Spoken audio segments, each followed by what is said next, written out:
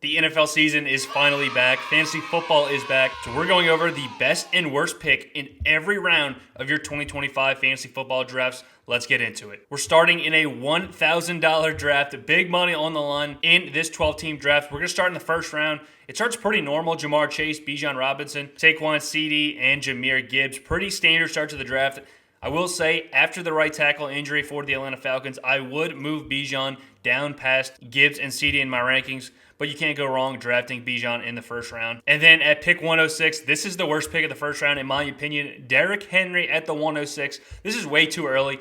Even for Derrick Henry, he scored a massive amount of touchdowns this year. His projected total, 13.5 on sportsbooks. But at the 106, to pass up all the elite wide receivers, I'm okay with Derrick Henry in the second round, but in the middle to late first round, this is way too early in my opinion. That leads me to my best value in this draft. Justin Jefferson slides to the 108. I'm not concerned about the quarterback play. JJ McCarthy was a first round pick for a reason, and Jefferson obviously just produced with Sam Darnold, who was one bad season away from selling insurance. So I'm not worried about Jefferson. To get him at the 108, I think you should be ecstatic with that value. Going to the second round, Puka Nacua, the second pick in the second round. This is the best value in my opinion. With Matthew Stafford back at practice, looking like he's a full go for the regular season, I'm drafting Puka Nacua over the wide receivers taken in the first round of this draft, especially in half PPR leagues. I would rather Puka over guys like Malik Nabers and Amon-Ra St. Brown in the first round. My least favorite value in the second round is going to be Jonathan Taylor at the 205. Now, I'm not necessarily fading Jonathan Taylor. I do like the fact that Daniel Jones was named the starting quarterback.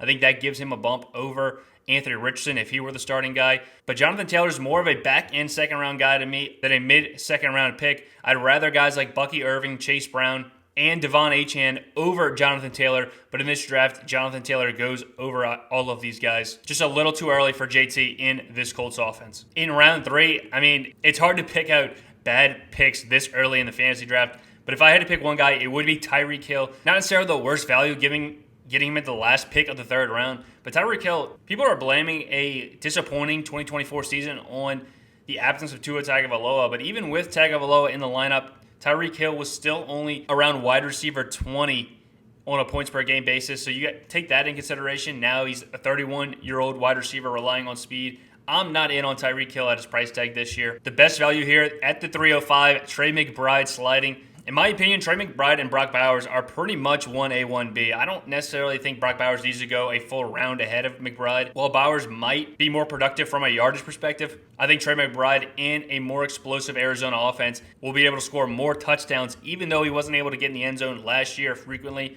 I think that changes for McBride. I think these guys should be going closer together in drafts. That's why at the 305, I love getting Trey McBride. In the fourth round, my least favorite picks here are the Jets players. It's going to be Garrett Wilson and Breece Hall. We don't know what this Jets offense is going to look like. We know Justin Fields is going to have fantasy value just because of the sheer amount of rushing volume he has at the quarterback position. It's going to be a split backfield, especially at the goal line. Braylon Allen, a massive running back. He profiles to be a much better goal line running back. And we saw him working into the goal line rotation last year with Aaron Rodgers. Now with Justin Fields in town, he's also going to be factoring inside the red zone. I think there's too many mouths to feed. I don't think this Jets offense is going to be scoring many points. And if Breece Hall doesn't have a full complement of the red zone work, I don't think his receiving ability is going to be able to carry him to warrant an early fourth round pick in fantasy this year. I think there was some decent value with Jalen Hurts here at the 405. Joe Burrow goes right after him at the 406. A little too early for Joe Burrow in my opinion. Clearly you stack him up with T. Higgins, but still a little early. But the best value in this fourth round is Marvin Harrison Jr. sliding to the 410. Yes, the rookie season was disappointing, but this is one of the best wide receiver prospects we've seen in a long time. I think if you're getting him to slide near the end of the fourth round, that's plenty of a discount I'm willing to take. I expect Marvin Harrison to have a better season in 2025. And considering the fact that his numbers were comparable to CeeDee Lamb's rookie year at the 410, I would be ecstatic. In the fifth round, I am smashing Devontae Smith every time he comes to the fifth round. He slides all the way to the 508.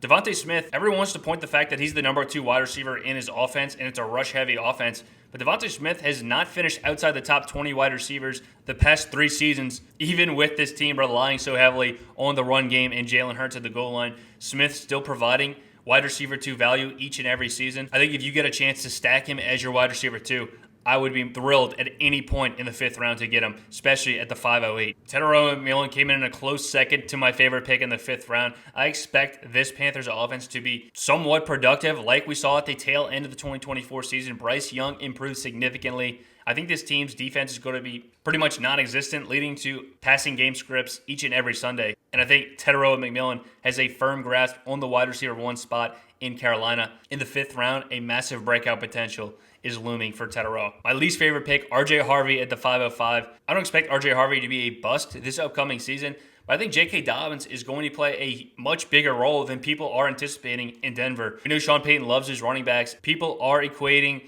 RJ Harvey's rookie year to what we saw with Alvin Kamara in his rookie year under Sean Payton in New Orleans. I don't think RJ Harvey's as talented as Alvin Kamara is. And in Alvin Kamara's rookie year, we saw Mark Ingram be the RB8 on a points per game basis. I don't think he's going to be a top 10 running back. I think he's going to have a similar usage to what Mark Ingram did in that season, which is going to limit RJ Harvey's ability to break out in his rookie year. In the 6th round, Travis Hunter at the end of the 6th round. Everyone's going to see this cornerback tag next to Travis Hunter and assume he's playing defense. But we've heard all offseason, this guy's playing 80% of the offensive snaps, and that's all he's going to need to perform in fantasy football. We know Liam Cohen, new head coach of the Jacksonville Jaguars. He was the offensive coordinator for the Tampa Bay Buccaneers. And let's not forget, Chris Godwin in this slot role for the Tampa Bay was wide receiver 2 on a points per game basis until he suffered that ankle injury. We know Brian Thomas Jr. is an alpha on the outside. He's going to play that Mike Evans role, and I expect Travis Hunter to play that slot role for Liam Cohen and Trevor Lawrence. We know the significant draft capital Jacksonville sacrificed to acquire Travis Hunter. I believe they're going to put that to good use. At the end of the 6th round,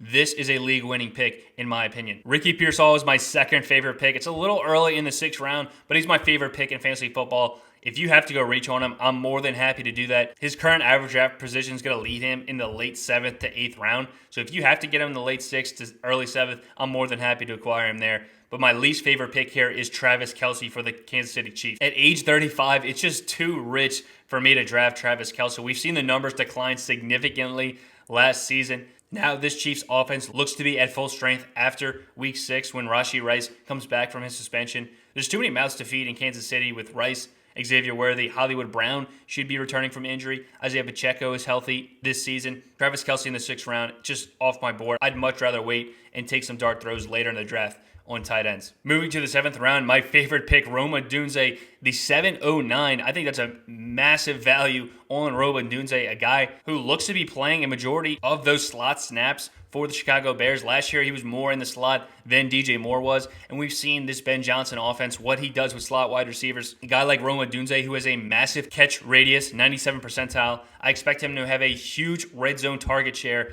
on this Bears team with Caleb Williams. We've already seen the chemistry between he and Rome in the preseason connecting for a touchdown. The rookie season was pretty unfortunate for Rome Odunze, but the Bears upgrade their head coach, upgrade their offensive line. In year 2 under Caleb Williams, I expect big things, and I think Rome Odunze is going to be a big part of it. On the other end, my least favorite value pick is Jerry Jeudy in this 7th round. At the 705, Jeudy was being outscored by Cedric Tillman when both were on the field together after the Amari Cooper trade. In 3 out of 4 games, Cedric Tillman and Jerry Jeudy played together. Cedric Tillman was outscoring him, yet you're getting Cedric Tillman 100 picks after Jerry Jeudy. I get it, Judy's got great name value. He was a first-round pick out of Alabama.